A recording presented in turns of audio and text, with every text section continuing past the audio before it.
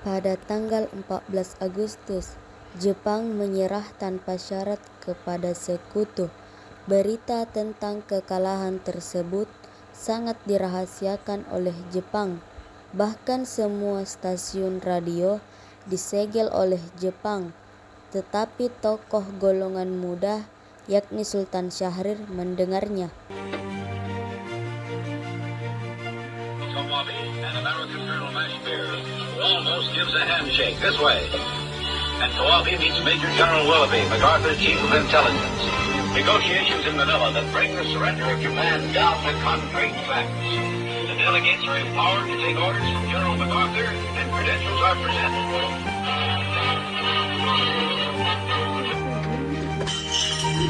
Aku harus memberitahu kepada yang lain. Sore hari, setelah mendengar berita kekalahan Jepang, Sultan Syahrir dan para pemuda mengadakan rapat di Jakarta. Waalaikumsalam. Saudara-saudara, saya mempunyai kabar gembira untuk kita semua. Jepang telah menyerah kepada sekutu. Saya mendengar berita ini di radio BBC London di Bandung. Terjadi kekosongan kekuasaan di Indonesia. Kalau begitu, kita harus mendesak golongan tua, terutama Bung Karno, untuk memproklamasikan kemerdekaan ini. Benar itu. Jepang sudah tidak terikat dengan kita. Oleh karena itu, kita harus memanfaatkan momentum ini. Tetapi, kita tidak ingin proklamasi kemerdekaan dibuat oleh PPKI. Kenapa mesti begitu? Karena PPKI adalah buatan Jepang. Sementara itu, kita tidak ingin ada campur tangan Jepang dalam proklamasi kemerdekaan. Maka dari itu, mari kita sepakat untuk menolak segala bentuk hadiah kemerdekaan dari Jepang. Karena kita akan menyusun kemerdekaan sendiri. Yang dibilang Bung Syahrir itu benar, kemerdekaan adalah hal dan persoalan yang harus segera diproklamasikan.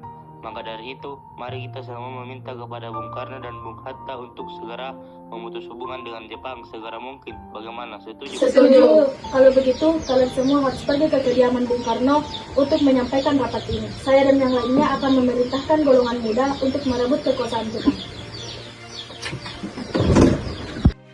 Keesokan harinya, pada tanggal 15 Agustus 1945, Khairul Saleh, Sultan Syahrir, Wikana, dan Darwis tiba di kediaman Soekarno di Jalan Pegangsaan Timur nomor 56 Jakarta dengan maksud menyampaikan hasil-hasil keputusan rapat.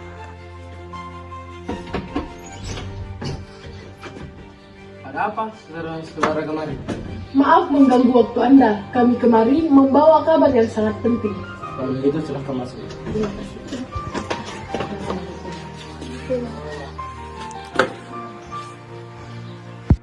Silahkan duduk.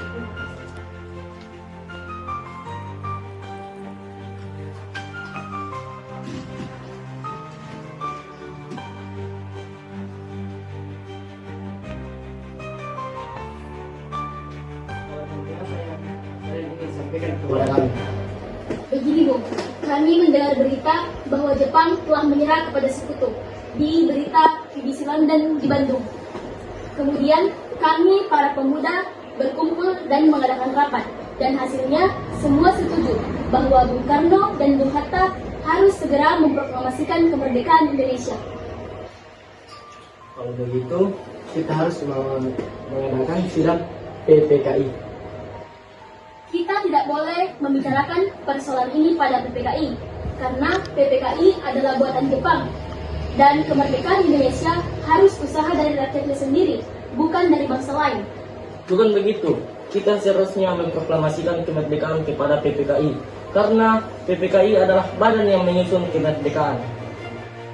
Apa kita harus menunggu Jepang dalam memerdekakan bangsa ini? Kita bisa, Bung. Kita pasti bisa. Kita harus bangkit dalam memproklamasikan kemerdekaan ini. Sedangkan Jepang saja kalah dalam perang sucinya. Kekuatan yang sekecil ini tidak akan mampu untuk mengalahkan armada Jepang. Mana bukti kekuatan yang paling diperhitungkan itu? Apa yang terjadi kepada kaum wanita dan anak-anak jika ada pertumpahan darah? Bagaimana bisa kita mempertahankan kemerdekaan. Tapi Bu, semakin cepat kita memproklamasikan kemerdekaan, semakin cepat kita mengakhiri penderitaan rakyat yang ditanggung selama ini. Inilah yang ditunggu-tunggu bangsa kita, Bu. Baiklah, berikan kami waktu untuk berunding sebentar. Baiklah kalau begitu, pagi-pagi.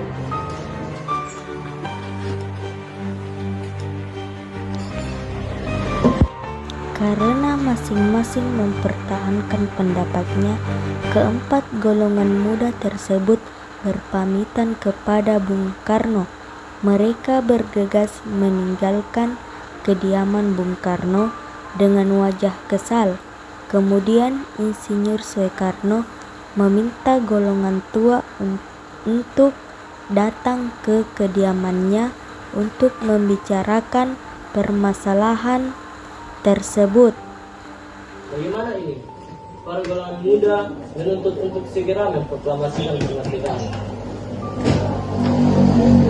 Kalau berbeda, Bung, kita harus memikirkan rencana ini secara matang agar tidak terjadi hal yang tidak kita inginkan. Saya setuju.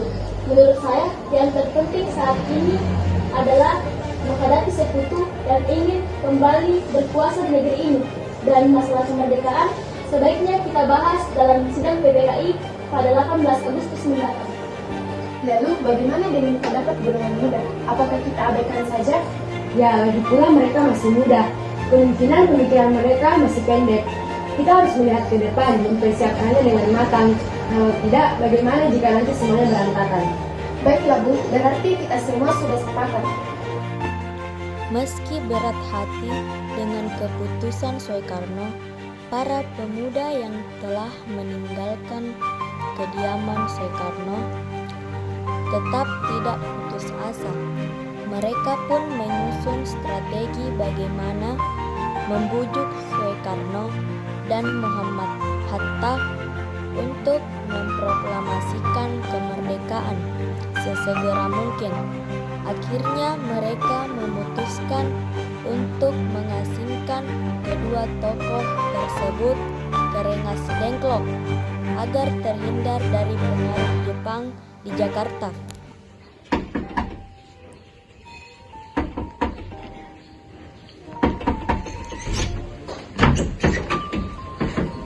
Ada apa saudara-saudara datang sepagi ini? Kami bermaksud untuk membawa Bung Karno untuk mengikuti kami menuju ke tempat pengasingan, Bung. Tempat pengasingan apa yang Anda maksud? Ya, kami akan membawa Bung Karno untuk diasingkan sementara waktu agar tidak terpengaruh oleh Jepang. Dan sebaiknya Ibu Fatmawati juga ikut demi keamanannya. Baik, kami akan ikut. Mari.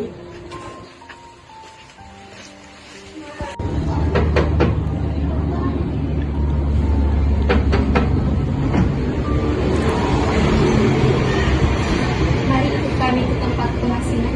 Tempat pengasingan? Tempat pengasingan apa? Tenang, Bung Karno sudah ada di sana.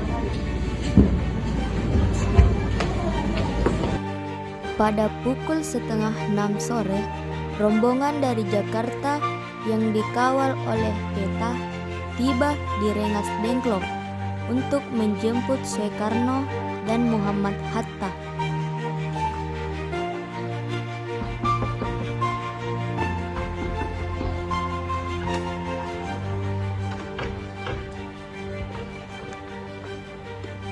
Apakah Anda tahu di mana keberadaan Bung Karno dan Bung Hatta?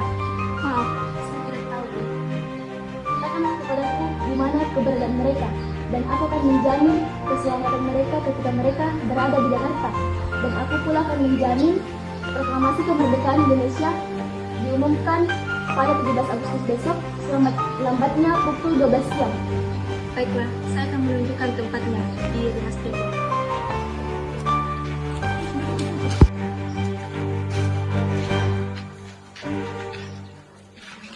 Syukurlah kalian semua baik-baik saja. Jadi, bagaimana keputusannya? Ya, kami setuju bahwa proklamasi kemerdekaan akan dilaksanakan tanpa campur tangan Jepang. Jadi, kapan kita akan melaksanakannya? Bagaimana jika besok pasukan di Jakarta sudah siap? Ya, kami akan melaksanakan proklamasi kemerdekaan besok. Baiklah.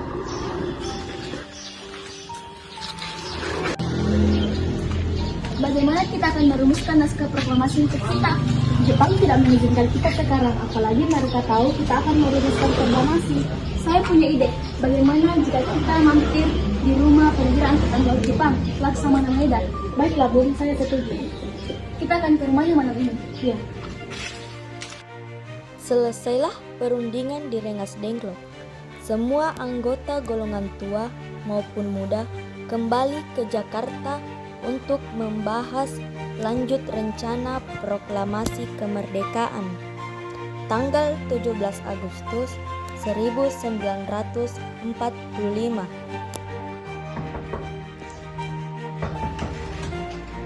Maaf, kami mengganggu Anda malam-malam begini.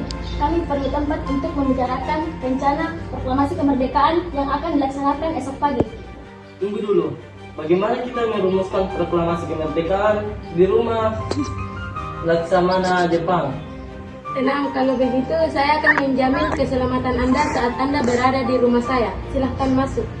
Terima kasih Laksamana Maeda. Silahkan.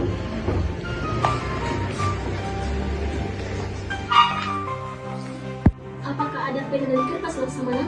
Oh, ada, sebentar saya ambilkan. Baik, terima kasih. Indonesia tanah air Silahkan Ibu. pusaka abadi nan jaya. Bagaimana dengan penandatangan naskah ini? Menurut saya, naskah proklamasi tidak usah ditandatangani oleh PPKI, karena PPKI adalah buatan Jepang. Bagaimana jika naskah ini ditandatangani oleh para hadirin yang datang saat ini, seperti saat Amerika menandatangani teks deklarasi Bangsa lain. Kita harus berbeda dari bangsa lain, Bung. Lalu, bagaimana Bung? Karena ini berkat bahasa Indonesia, berarti ini harus masuk semua bangsa Indonesia. Ya, saya setuju dan saya punya usul. Bagaimana jika naskah ini ditandatangani oleh Anda dan Bung Hatta sebagai wakil Indonesia? Ya, usul yang sangat bagus. Bagaimana hadirin? Setuju. Tolong Anda ketik naskah proklamasi. Apakah di sini ada mesin ketik? Oh ada, mari ikut saya. Oke.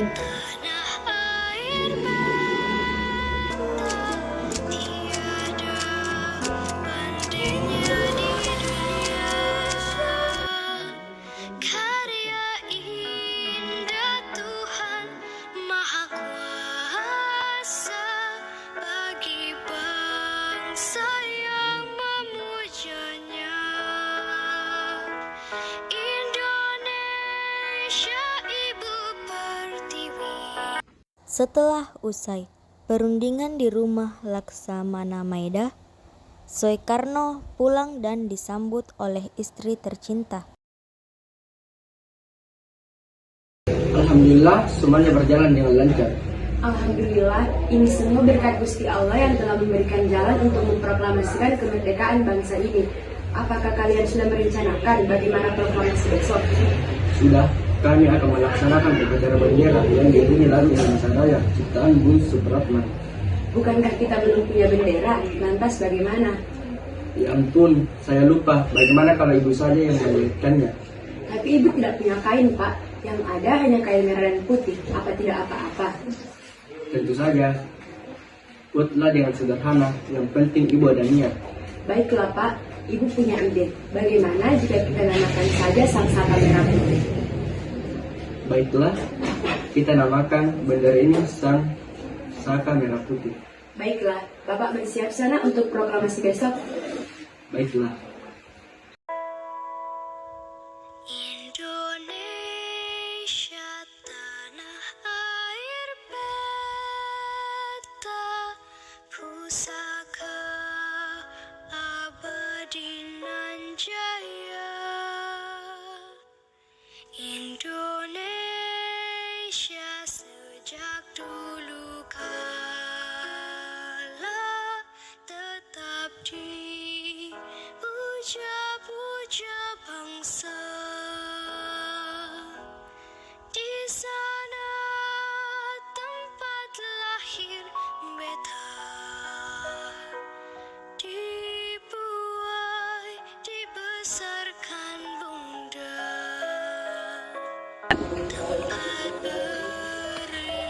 mengerti tolong kibarkan bendera ini sebagai tanda kejayaan bangsa ini.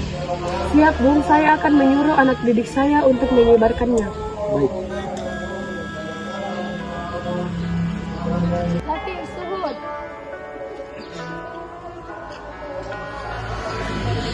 Kalian jaga baik-baik bendera ini. Kalian mendapat kehormatan untuk mengibarkan bendera ini pertama kalinya dalam sejarah Indonesia. Siap, Komandan. Kami tidak akan mengecewakan Anda. Saudara-saudara sekalian, saya telah meminta saudara untuk datang ke sini untuk menyaksikan peristiwa penting bangsa ini. Beratus-ratus tahun bangsa kita berjuang untuk merdeka. Proklamasi kami bangsa Indonesia dengan ini menyatakan kemerdekaan Indonesia.